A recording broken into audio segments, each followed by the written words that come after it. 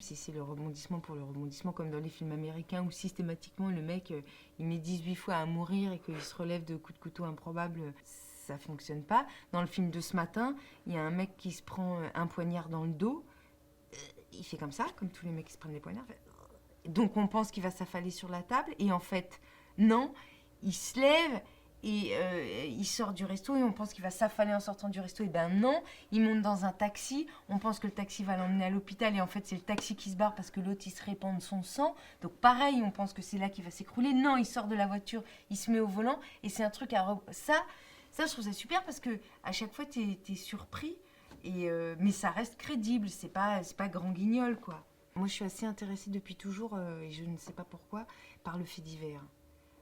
En fait, tant que je n'aurai pas compris ce qui fait que certains passent à l'acte et d'autres pas, ça m'intéressera. Et je pense que je le comprendrai jamais.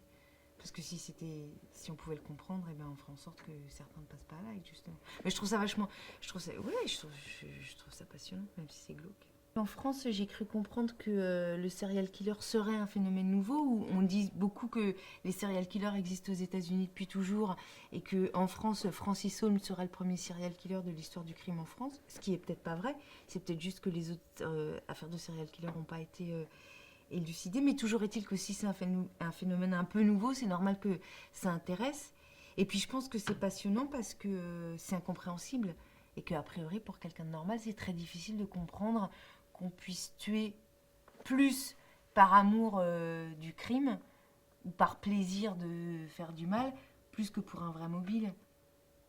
Moi, je m'imagine plus pouvoir tuer quelqu'un parce qu'il m'a volé je sais pas, mon homme, mon porte-monnaie, ma maison, que de commettre un crime gratuit. Ouais. Vous comprenez ce que je veux dire? Or, le serial killer, il n'a pas de vrai mobile. Les victimes n'ont pas forcément un rapport avec lui. Il est plus lié avec le fait de tuer.